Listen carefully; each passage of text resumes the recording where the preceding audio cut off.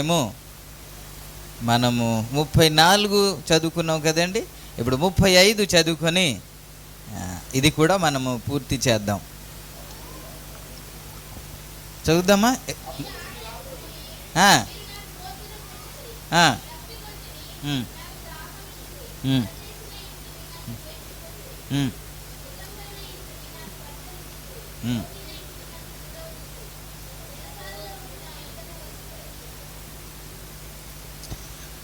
ప్రభు ఈ మాటలు ఆశీర్వదించునుగాక, మనందరితో మాట్లాడునుగాక, వినే చెవులు గ్రహించే మనసు మన అందరికీ అనుగ్రహించునుగాక. స్తోత్రం. చిన్న ప్రార్థన చేసి వాక్య ధ్యానంలోనికి వెళ్దాం. కళ్ళు మూసుకొని, ప్రభువా నీకే వందనాలు నాయనా, నీ వైపు చూస్తున్నాం యేసయ్యా.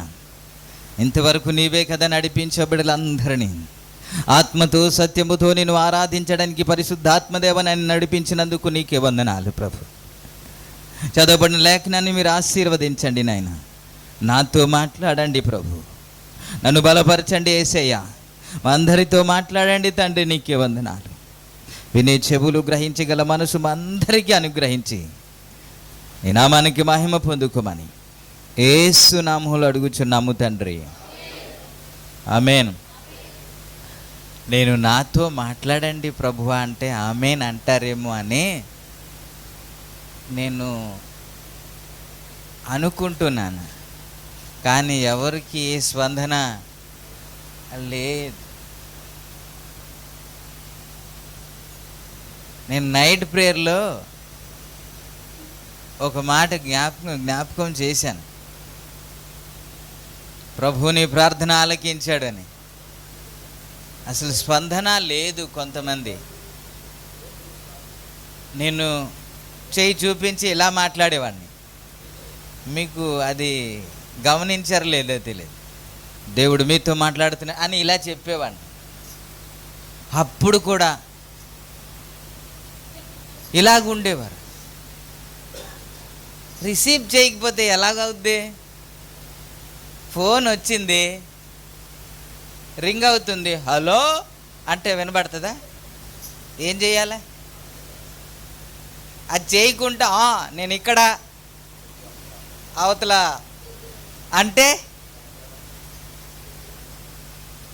ఇదే ఆమెన్ అంటాం. ఏంటంటే రిసీవ్ చేయడమే.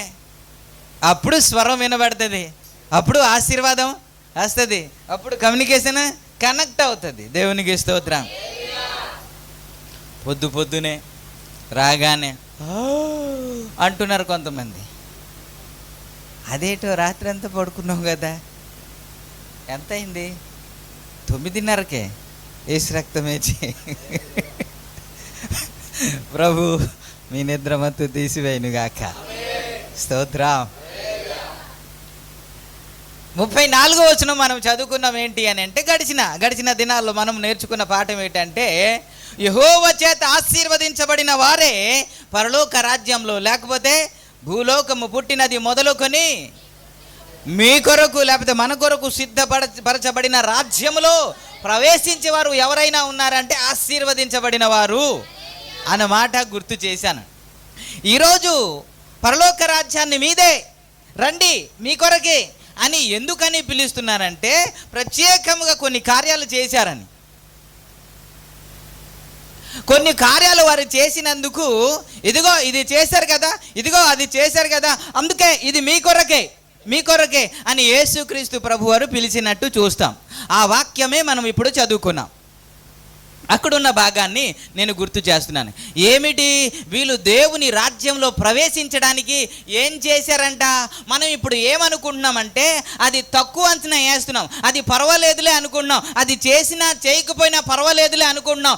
ఏదైతే మనం చిన్న చూపు చూస్తున్నామో, ఏదైతే తక్కువ అంచనా వేస్తున్నామో దానినే దేవుడు హైలైట్ చేస్తూ అది మీరు చేశారు కాబట్టి ఇప్పుడు మీ కొరకు సిద్ధపరచబడిన రాజ్యంలో ప్రవేశించండి అన్నట్టు మాట్లాడుతున్నారు యేసయ్య. అదే కదండి.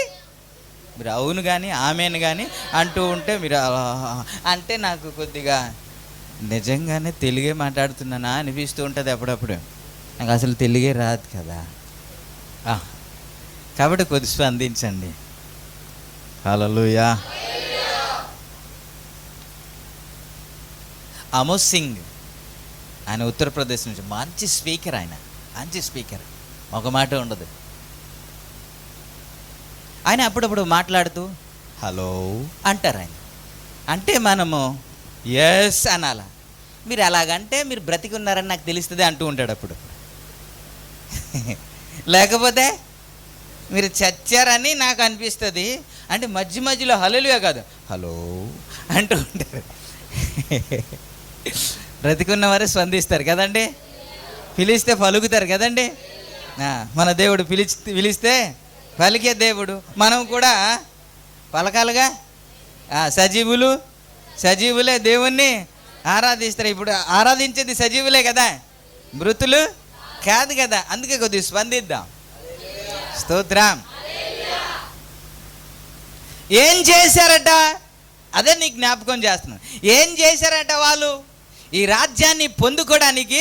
ఏం చేశారంటే ఇప్పుడు మనం చదువుకున్నాం ఏంటంటే 35లో కదా, నేను ఆకలిగొంటిని మీరు నాకు భోజనము పెట్టితిరి, దప్పిగొంటిని నాకు దాహమిచ్చిరి, పరదేశినై ఉంటిని నన్ను చేర్చుకొంటిరి, దిగంబరునై ఉంటిని నాకు బట్టలు ఇచ్చితిరి, రోగినై ఉంటిని నన్ను చూడవచ్చితిరి, చెరసాలలో 5 మాటలు చెప్పారన్న ఆయన. దేవుని రాజ్యంలో ప్రవేశించడానికి వారు ఏం చేశారంట? అలా చెబుతూ ఉంటే ఒకరి ముఖం ఒకరు చూసుకుంటే, రే యేసయ్య ఎప్పుడు వచ్చారు, యేసయ్యని మనం ఎప్పుడు అన్నం పెట్టాం, ఎప్పుడు నీళ్ళు ఇచ్చాం, ఎప్పుడు బట్టలు ఇచ్చాం, ఎప్పుడు చేర్చుకున్నాం, ఎప్పుడు చూడడానికి వెళ్ళా కాదు కదా అని ఒకరి ముఖం ఒకరు చూసుకుంటూ ఉంటే, అందులో ఒకడు నీలాంటూ నాలాంటాడు ఉంటాడు కదా, ఏదైనా వాడు అడిగేద్దామనేసి, అయ్యా నీకెప్పుడు మేము అన్నం పెట్టాం అని అంటే యేసు ప్రభు వారు కింద వచనంలో మాట్లాడిన మాట ఏమిటి అంటే, మిక్కిలి అల్పులైన ఈ నా సహోదరులలో ఒకని మీరు చేసి తిరిగి గనుక నాకే చేసి తిరి అన్నాడు. Praise the Lord. Hallelujah, hallelujah. ఎప్పుడైనా మీరు గమనించారా ఇది చేస్తే పరలోక రాజ్యానికి వెళ్తారని, దేవుని రాజ్యానికి వెళ్తామని ఎప్పుడైనా గమనించామా? లేదు. ఇప్పుడు ఇది సంఘం గురించి కాదు సుమా, సింగిల్గా మాట్లాడుతున్నారు. మీరు అది చదవండి. 32వ వచనం కానీ చదివితే, అప్పుడు సమస్త జనములు ఆయన యొద్దకు పోగు చేయబడుదురు, గొల్లవాడు మేకలలో నుండి గొర్రెలను వేరుపరచినట్లు ఆయన వారిని వేరుపరచును. అంటే సంఘానికా మనుషులకేనా? మనుషుల గురించే వ్యక్తిగతంగా మాట్లాడుతున్న మాట, సంఘం చేసిన మాట కానే కాదు. సంఘముతో మాట్లాడింది కొన్ని ఉంటాయి, కానీ వ్యక్తిగతంగా జనులతో మాట్లాడుతున్న మాట. మా అమ్మగారు చేస్తే నేను పరలోక రాజ్యానికి వెళ్ళను, మా నాన్నగారు చేస్తే నేను పరలోక రాజ్యానికి వెళ్ళను. ఒకవేళ మా నాన్నగారు మా అమ్మగారు ప్రార్థన చేస్తే నేను రక్షణ అనుభవంలోనికి వస్తాను, దేవుడు నన్ను కాపాడుతాడేమో. కానీ పరలోక రాజ్యానికి వెళ్ళాలంటే నేనే ఏదైనా చెయ్యాలి. మీ బిడ్డలకు మీ శక్తి కొలది మీరు ఏం చేస్తారంటే చదివిస్తారు, ఉద్యోగాన్ని వచ్చేటట్టు చేస్తారు. ఆ తర్వాత తన కాళ్ళ మీదే ఆయనే సంపాదించుకోవాలి, ఆయన కుటుంబం ఆయనే చూసుకోవాలి, ఆయనే కట్టుకోవాలి, అన్నీ ఆయనే. కాదండి మేము చచ్చే వరకు మేమే చూస్తాం అంటారు ఎవరైనా? లేదు కదా. కాబట్టి రక్షణ అనుభవంలోనికి నడిపించడానికి ఒకవేళ తల్లిదండ్రుల ప్రార్థన కావచ్చు, కానీ పరలోక రాజ్యానికి వెళ్ళడానికి మాత్రం మనమే ఏదో ఒకటి చేయాలి. Praise the Lord. ఇప్పుడు రండి, ఇది మీకే భూలోకం పుట్టినది, మీ కొరకు సిద్ధపరచబడింది, రండి అని అంటే ఏం చేసామయ్యా అని అంటే అప్పుడు చెబుతున్న ఆ మాట ఏంటంటే, నేను ఆకలిగొంటిని. ఇప్పుడు మీరు చెప్పండి, ఇది ఆత్మీయ అర్థమా లేకపోతే భౌతికమైన అర్థమేనా అండి? అంటే భౌతికమైనది అస్సలు అవసరం లేదు. చెప్పండి సార్, భౌతికమైనది అక్కర్లేదు.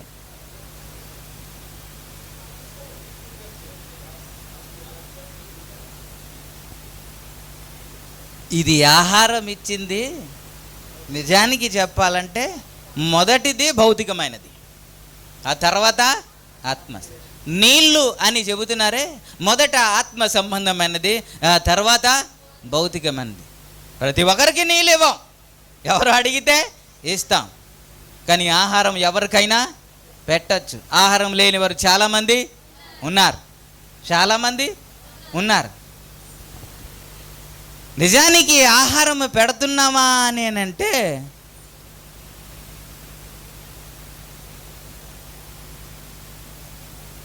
లేదే అని చెప్పాలి కదా. క్రైస్తవులు ఎలాగంటే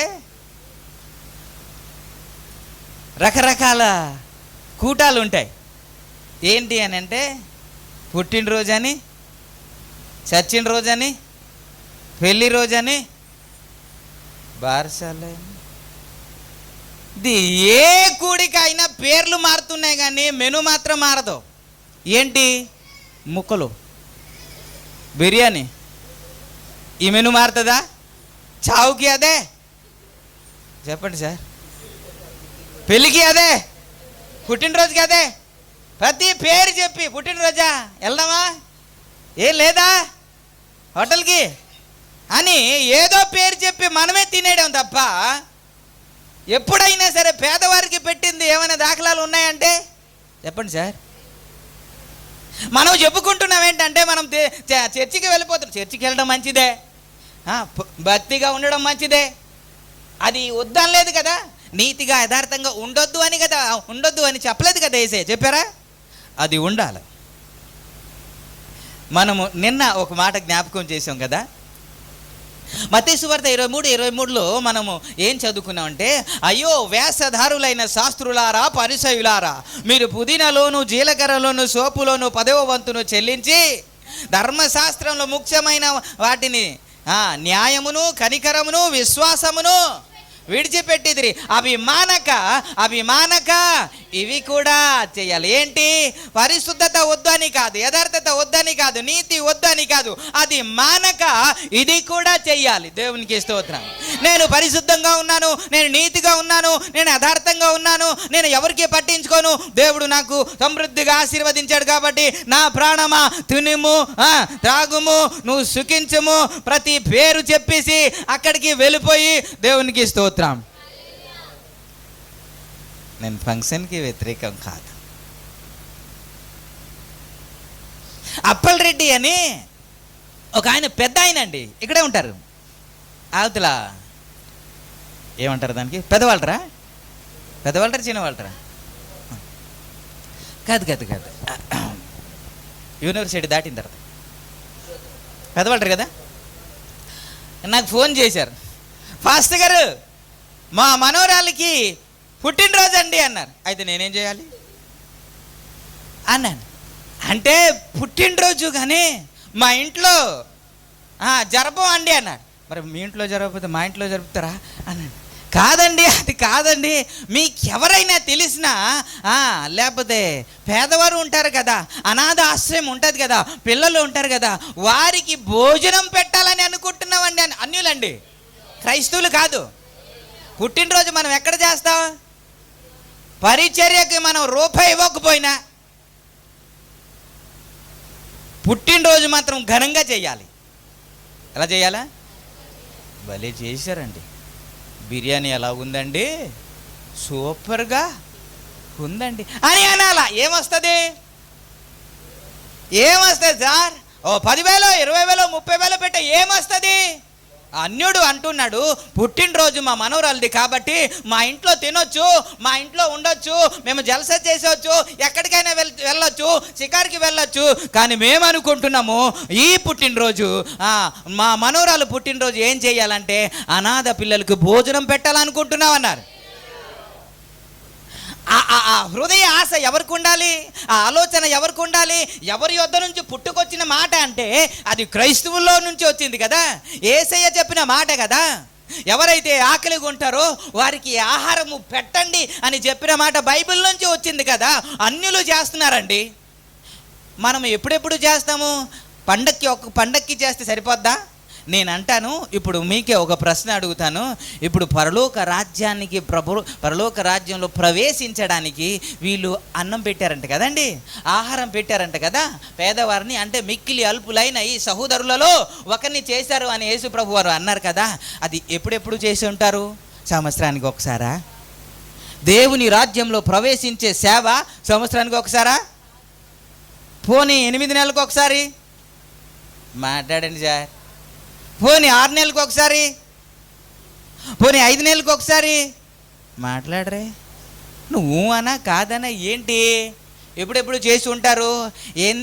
ఒకసారి చేసి క్రిస్మస్గా సూపర్ చేసామండి అనే వాళ్ళని రండి రండి రండి మీ కొరకే అని అన్నాడా? చెప్పండి సార్, ఎప్పుడెప్పుడు చేసి ఉంటారు?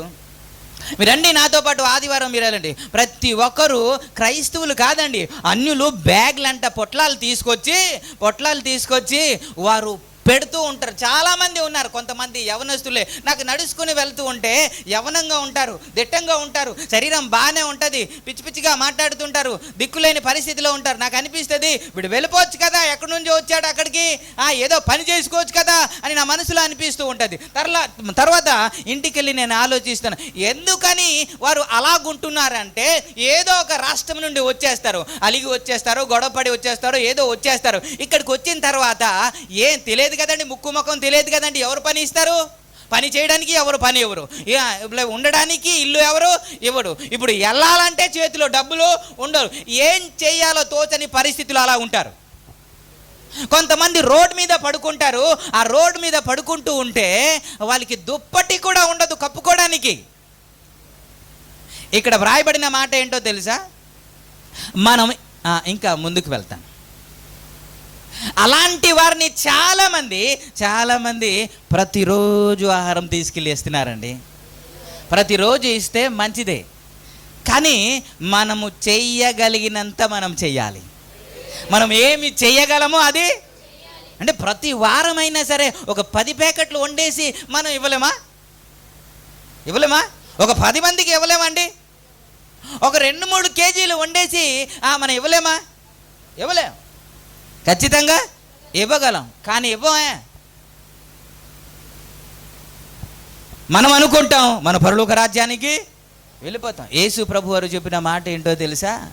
నేను ఆకలి గొంటిని, మీరు ఆహారాన్ని పెట్టారు. ఆకలి కొన్నవారు చాలామంది ఉన్నారండి. మనకి ఈరోజు ఏం కావాలో అనేసి మనము ఆలోచించి మటన్ కాదు, పోయిన వారం మటన్ తిన్నాం కాబట్టి ఈ వారం కోనం అంట, ఖరీదైన చేప, దేవునికి స్తోత్రం అని ఎంచి మరీ మనం తింటాం కదా. గింజన్నం ఉంటే బాగును, ఎవరైనా చిన్న పొట్లాలు ఉంటే ఇస్తే బాగును, కడుపు నింపుకుంటాను అన్నవారు చాలామంది ఉన్నారు కదా. మీరు చాలామంది ఉపవాసం చేస్తున్నారు కదండి, చేస్తున్నారా లేదా? ఏమండి, ఉపవాసం అంటే ఆకలి మార్చుకోవడమే లేకపోతే పొట్ట మార్చుకోవడమే అని మనకి బాగా తెలుసు. మంచిదే, ఉపవాసం నేను తప్పు అనను. కానీ యెషయా గ్రంథంలో మీరు చూడండి, యెషయా గ్రంథంలో 58వ అధ్యాయంలో 7-8 వచనంలో అక్కడ వ్రాయబడిన మాట ఒక్కసారి మీరు చదువుతారా?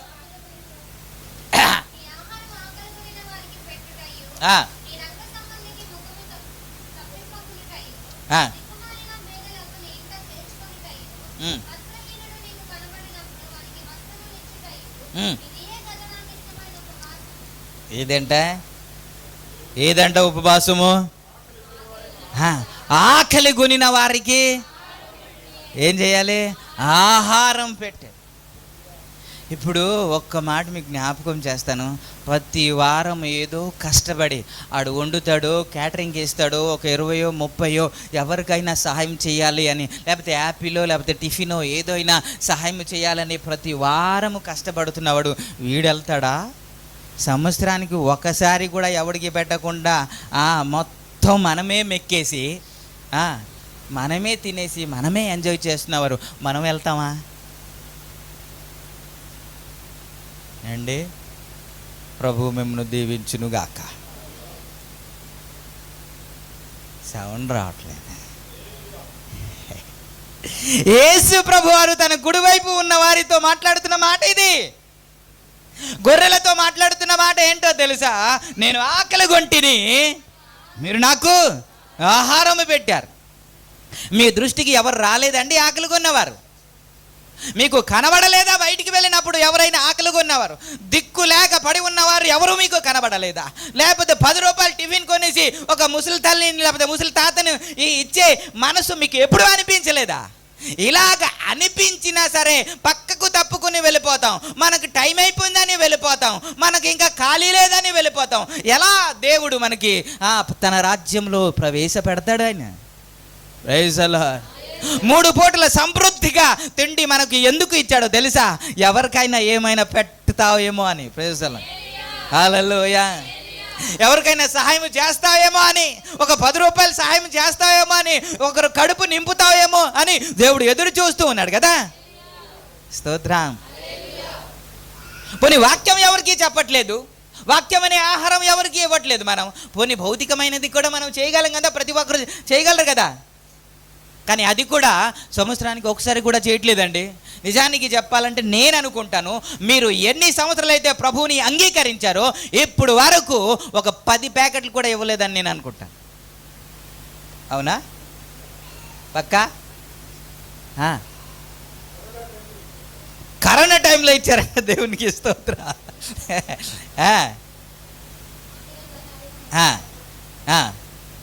కాబట్టి ఇచ్చారు, మంచిదే, కానీ కంటిన్యూ చేయండి. స్తోత్రం. సంవత్సరానికి ఒకసారి కాదు, మనం నెలకు ఒకసారి కాదు, మనకు అవకాశం దొరికినప్పుడల్లా, మనకు సాధ్యమైనప్పుడు వల్ల, మనకు ఉన్నది కదా మనం ఏమి చేయగలమో అది ఖచ్చితంగా మనము చేయాలి. స్తోత్రం. హల్లెలూయా.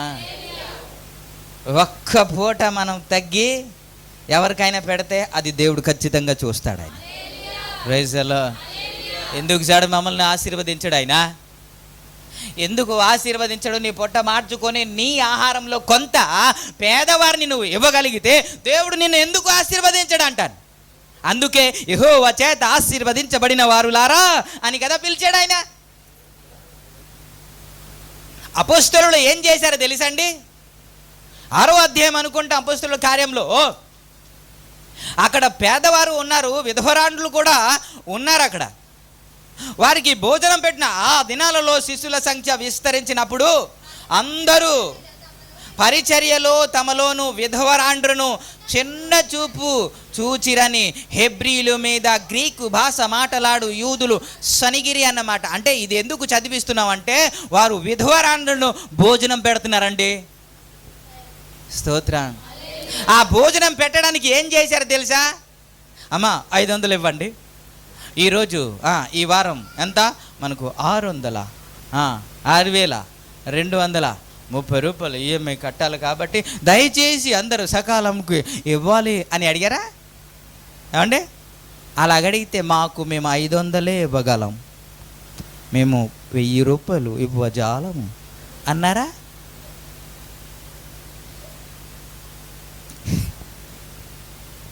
మరేం చేశారో తెలుసా?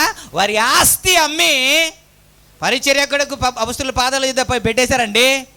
దేనికి తెలుసా? భోజనం కొరకు, వారు పోషణ కొరకు. ప్రతి ఒక్కరు ఆస్తి ఉంటే ఆస్తి, ఇల్లు ఉంటే ఇల్లు, పొలం ఉంటే పొలం అమ్మేసి దేవుని చెంత పెట్టేశారండి. స్తోత్రం. చెప్తలేదు ఇంకా, ఒకవేళ అడిగేస్తాడేమో అనేసి.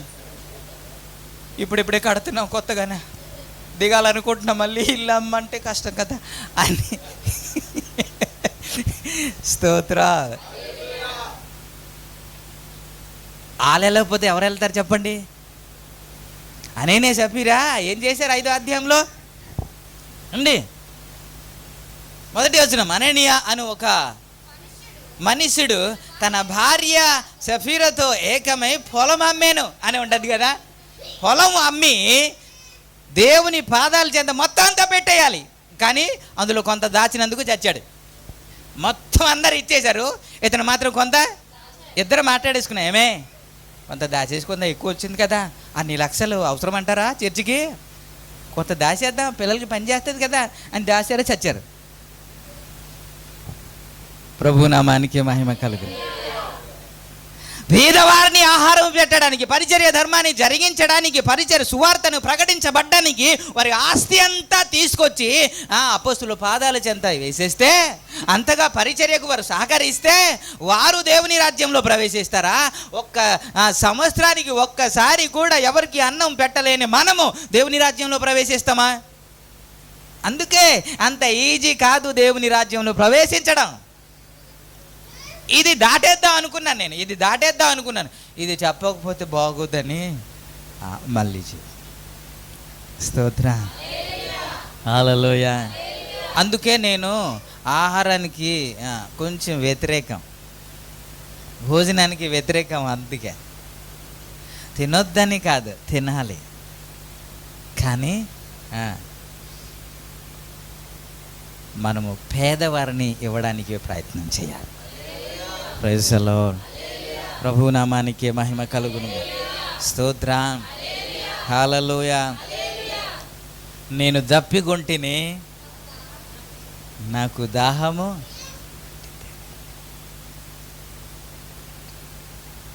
దాహము మనం ఒకవేళ చూడాలంటే యేసుక్రీస్తు పలికిన ప్రతి మాటను బట్టి ఆత్మీయ సందేశం మనం ఇవ్వగలం. ఏమిటి అని అంటే ఆయన సిలువలో పలికిన మాట, నేను దప్పిగొనుచున్నాను అన్నమాట కదా. నేను దప్పిగొనుచున్నాను అన్నమాట. సమరయ స్త్రీతో నాకు కొంచెం నీళ్ళు ఇమ్మని అడగడం అన్నది. ఈ నీళ్ళు దాహము తీర్చిన ప్రతి ఒక్కరి గురించి మాట్లాడుతున్న మాట ఏంటంటే, మీరు ఎదుటి వాళ్ళని చేశారు కానీ నాకే చేశారనమాట. ఈ దాహము అనేది సువార్తకు కూడా సాదృశ్యముగా ఉంది. ఎవరైతే సువార్త ప్రకటిస్తారో యేసయ్య దాహాన్ని తీర్చినట్లు. కొంచెం ముందుకు వెళ్ళిపోతాం. అక్కడ వ్రాయబడిన మాట మత్తయి సువార్తలోనే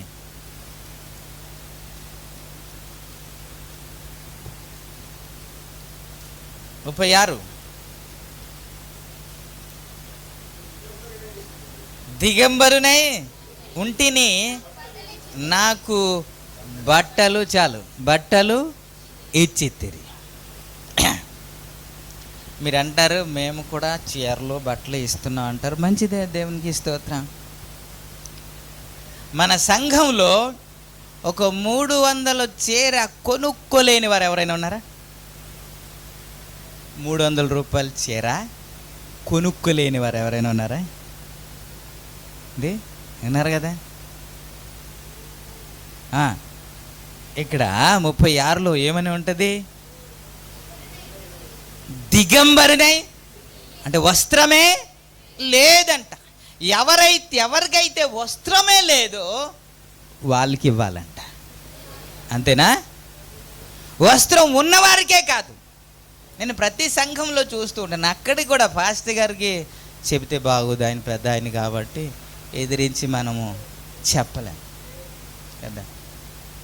సంఘంలో బాగా కొనుక్కోగలరాలు, స్తోమత ఉంది, సొంత ఇల్లు ఉంటుంది, కానీ వారికే ఇస్తూ ఉంటారు. క్రిస్మస్ టైంలోనే పాస్టర్ గారు వాళ్ళకి ఏమనలేము. స్తోత్ర. ఎందుకు ఇలా చేస్తున్నాం అంటే బాగోదు. మన పైన ఉన్న వారిని లోబడాలి. Praise the Lord. ప్రభునామానికే మహిమ కలుగును. స్తోత్ర. ఎక్కడున్నావు?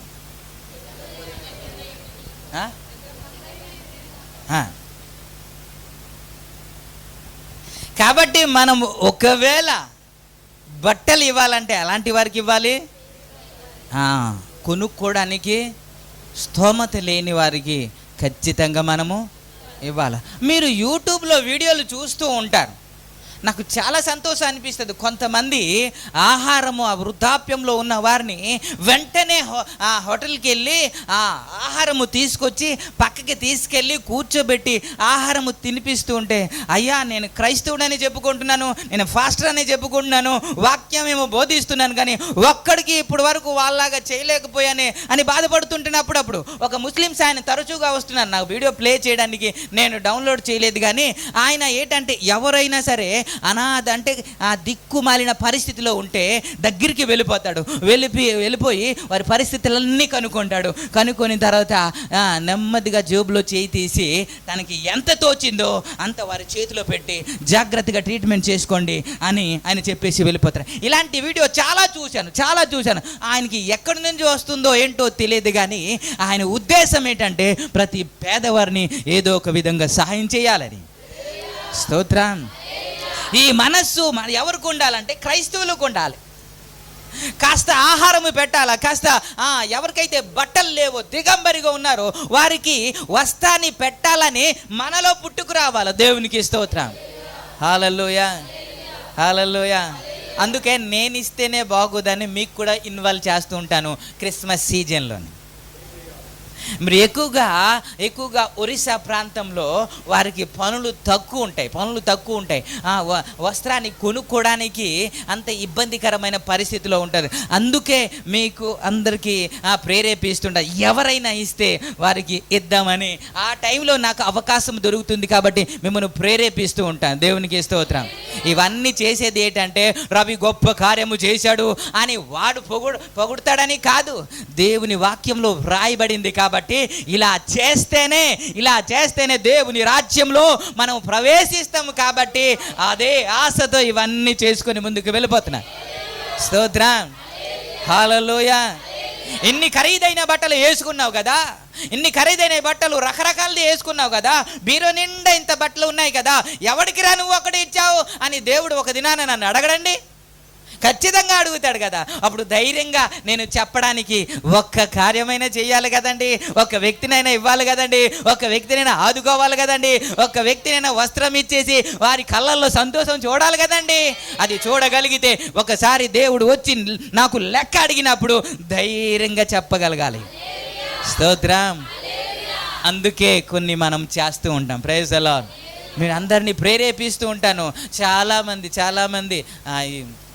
మొన్న నేను అనుకుంటా రెడ్డి గారు నాతో మాట్లాడుతున్నాను, ఎందుకయ్యా అది ఆపేశారంటే, లేదండి చర్చికి ఇవ్వాలంటే కొత్తదే ఇవ్వాలా అంటున్నారు. ఒక ఐటెం గురించి మాట్లాడుతూ ఉంటే పాతది చర్చికి ఇవ్వకూడదు, చర్చికి ఇస్తే అంత ఇవ్వాలా, కొత్తదే శ్రేష్టమైనదే.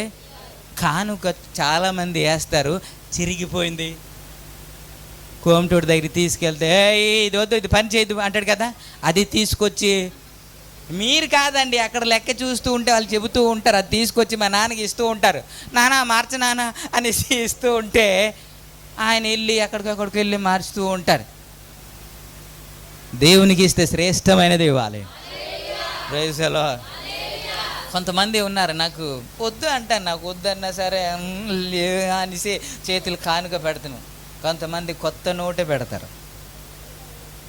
సీల్ నోటే పెడతారు, పేరు చెప్పడానికి ఇష్టపడట్లేదు, పేరు చెప్పకూడదని చెప్పట్లేదు. దైవ సేవకులు అంటే నేను ప్రభుకి ఇస్తున్నాను కాబట్టి, ప్రభుకి ఇస్తున్నాను అంటే అది శ్రేష్టమైనది ఇవ్వాలని పెడుతున్నాడు. దేవునికి స్తోత్రం. హల్లెలూయా, హల్లెలూయా. ఇవన్నీ చేస్తే దేవుని సన్నిధిలో అది ధైర్యంగా నిలబడలేమండి. నిలబడే ధైర్యం ఉండాలి. ఆయన ఎదుట నిలబడే శక్తి ఖచ్చితంగా మనకి ఉండాలంటే ఇవన్నీ ఏం చేయాలి? సరే అన్నీ చెప్పలేం కాబట్టి ఒక్కడే చెప్పేసి నేను ముగిస్తాను. నేను రోగినై ఉంటిని. చెప్పండి నేను రోగినై ఉంటేనే ఇది కూడా ఆత్మీయ అర్థమేనా ఏమండి? ఇది కూడా ఆత్మీయ అర్థమేనా? ఆత్మీయ అర్థం ఒకవేళ విందామంటే నెక్స్ట్ వీక్ ఇద్దాం, కానీ భౌతికమైనదే చెప్తాను. నా దృష్టికి వచ్చిన ప్రతి ఒక్కరి దగ్గరికి వెళ్తున్నాను నేను. అది చర్చి వాళ్ళు కావచ్చు, బయట వాళ్ళు కావచ్చు. ఆనంద్ సాగర్ మనకి ఏమవుతాడండి? అంటే మనకి చుట్టాలా, లేకపోతే మన సంఘమా? 2 సార్లు వెళ్ళాం మేము ఆరిలోవా. ఎందుకు వెళ్తున్నామంటే దేవుడు చెప్పాడు కాబట్టి. Praise the Lord. అంటే రోగిగా ఉన్నారండి, వారు ప్రార్థన కోరుతున్నారండి, అయ్యా మా కొరకు ప్రార్థన చేయండి, ఒకవేళ దేవుడు కార్యం చేస్తే నీ సంఘానికి మేము వచ్చేస్తామని వారు రిక్వెస్ట్ చేస్తూ ఉంటే వెళ్ళకుంటే ఎలాగ అయిపోతామండి? యేసయ్య చెప్పిన మాట ఏంటి? నేను రోగిగా ఉంటాంటే నువ్వు ఎప్పుడు రోగిగా ఉన్నావు అని వారు అడిగినప్పుడు, కాదయ్యా, నేను కాదు, ఈ నా సహోదరులలో ఒకరు రోగిగా ఉన్నారు కదా, ఒకరు బాధపడుతున్నారు కదా, ఒకరు హాస్పిటల్లో ఉన్నారు కదా, వారు ఏడుస్తున్నారు కదా, వారు రమ్మనేటప్పుడు నువ్వు వెళ్ళలేదని దేవుడు నన్ను లెక్క అడుగుతాడు కదా. అయ్యా నేను వెళ్ళాను అని చెప్పాలంటే ఏం చేయాలి? కొంతమంది హాస్పిటల్ అంటే భయం కదా, హాస్పిటల్ అంటే మరి ఎలా వెళ్ళిపోతారు దేవుని రాజ్యానికి? అబ్బో ఆ వాసన నాకు పడదు. ఏ వాసన? మరి అక్కడ వాసన పడుతుందా? మీకు ఏ వాసన అంటే నరకపు వాసనే. దేవునికి స్తోత్రం. ఈ వాసన పడకపోతే ఇంకే వాసన పడుతుంది? ఆ వాసనే కమ్మగా ఉంటుంది. దేవునికి స్తోత్రం. ఇప్పుడు నేను చూడడానికి వెళ్ళాను అనుకుందాం, మా అమ్మ వెళ్ళిపోద్దా పరలోక రాజ్యానికి? మీ ఆయన వెళ్ళాడు అనుకుందాం, మీరు వెళ్ళిపోతారా? ఇప్పుడు మీరు వెళ్ళారు అనుకోండి, మీ పిల్లలు వెళ్ళిపోతారా? ఎవరు మట్టుకు వాళ్ళే చేయాలి. అందుకే అందరినీ ప్రేరేపిస్తున్నాను. అందరు మన దృష్టికి వచ్చిన ప్రతి ఒక్కరి దగ్గరికి వెళ్ళి మనం ప్రార్థన చేద్దాం. వీళ్ళ దగ్గరికి వెళ్ళకూడదు, వాళ్ళ దగ్గరికి వెళ్ళకూడదు అని కాదు, దేవుడే చెప్పాడు కదా. దేవుడే చెప్పాడు, ఈ అంటే మిక్కిలి అల్పులైన ఈ సహోదరులలో ఒకరిని మీరు చేశారని. ప్రైజ్ ది లార్డ్, హల్లెలూయా. ప్రాణాపాయంలో ఉన్న ఒక సహోదరిని కంచరపాలెం వెళ్ళి మనం దర్శించాం. ఎందుకు అని అంటే చావు బ్రతుకులు కొట్టుమిట్టులాడుతున్నారు. ఆ సందర్భంలో దేవుడు వారిని రక్షించాడు. వారి దగ్గరికి వెళ్ళి కూడా ప్రార్థన చేయడానికి దేవుడు కృప చూపించాడు. అంత మాత్రం కాకుండా వారి సహోదరి బృందావతి గారిని ఎప్పటికీ కూడా ఇంకా దేవుడు కార్యం చేయాలని ప్రార్థన చేస్తున్నాం. అలాగే ఉన్నారు. కానీ అక్కడికి కూడా కంచరపాలెం వెళ్ళి మనం ప్రార్థన చేసి వచ్చాం. దేవునికి స్తోత్రం. నేను అక్కడికి కూడా గాయత్రికి కూడా వచ్చినట్టున్నాను. గాయత్రికి కూడా వెళ్ళి నేను, గాయత్రి అంటే నువ్వు కాదమ్మా, అక్కడికి వెళ్ళి కూడా ప్రార్థన చేశాను. అక్కడికి వెళ్ళి మనం ఏమీ తీసుకోవట్లేదు, కావాలంటే చేతనైతే ఏదైనా ఇచ్చే వస్తున్నాం, కానీ మనం ఏది పుచ్చుకోవట్లేదని జ్ఞాపకం చేస్తున్నాను. Praise the Lord. ఇవన్నీ ఎందుకు తెలుసండి? ఆయన రాజ్యంలో ప్రవేశించాలంటే చెయ్యాలి.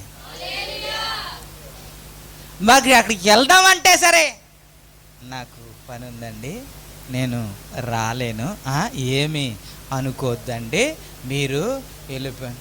ఎలాగెళ్తారు అక్కడికి?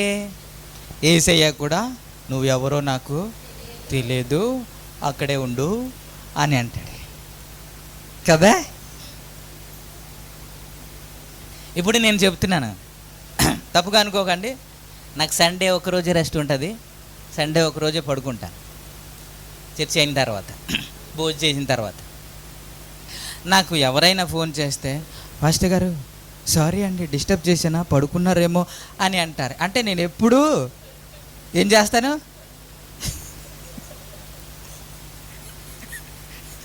నేను పడుకోను సర్వసాధారణ.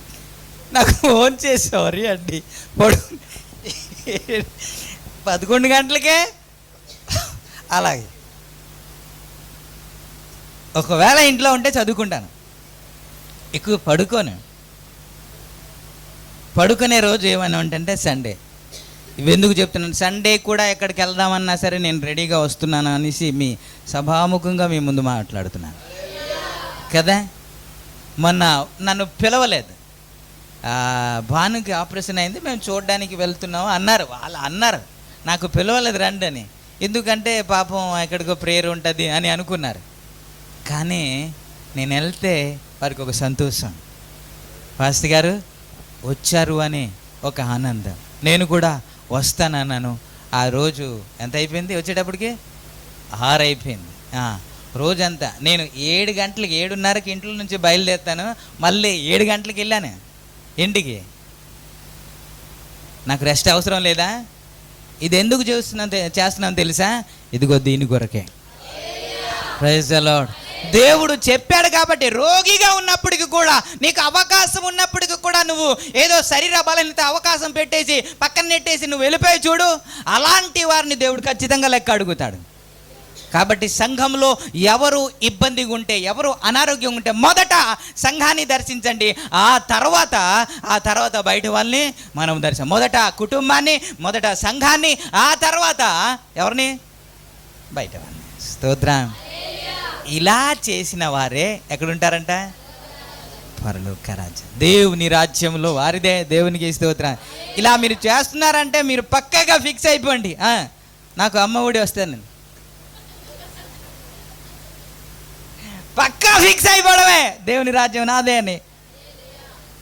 నిన్న నేను సేవింగ్ చేయడానికి వెళ్తే అప్పుడు బాగాలేదు కానీ ఇప్పుడే బాగుందండి అన్న. ఏమంటే ఎంతమంది ఉంటే అంతమందికి పడిపోతుందండి అన్నాడు.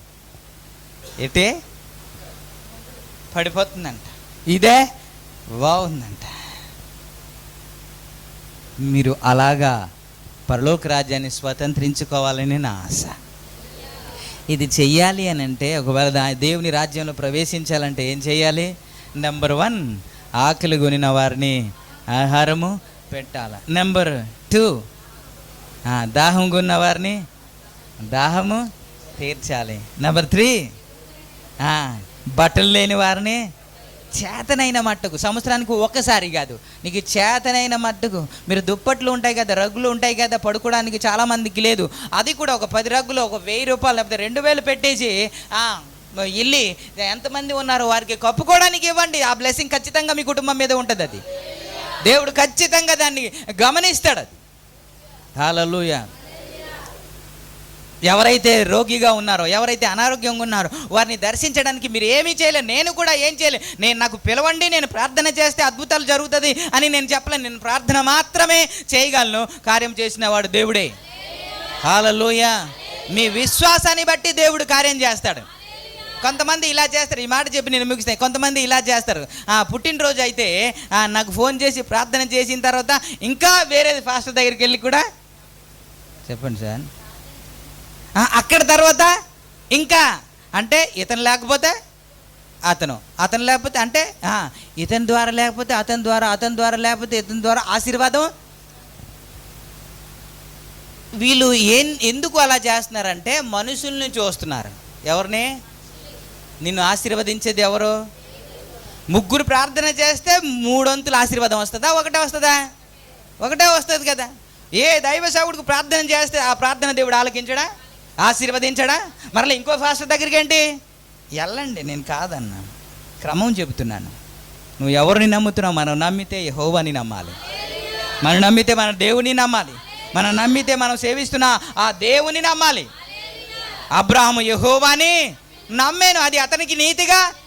మనం ఎవరిని నమ్ముతున్నాం? మనుషుల్ని నమ్ముతున్నాం. ఈ పాస్టర్ గారు అయితే ఆ పాస్టర్ గారు అయితే మంచిదే, నేను కాదన్ను. కానీ మనుషులను నమ్మద్దు. మనుషులు నమ్ముట కంటే యెహోవాను ఆశ్రయించుట మేలు. సెంటర్ పాయింట్లో ఉంటుందండి అది ఆ మాట. కాబట్టి మన ప్రభుని నమ్ముదాం, ఈ కార్యాలన్నీ చేద్దాం, దేవుని రాజ్యంలో ప్రవేశిద్దాం. ఈ మాటలు దేవుడు ఆశీర్వదించునుగాక.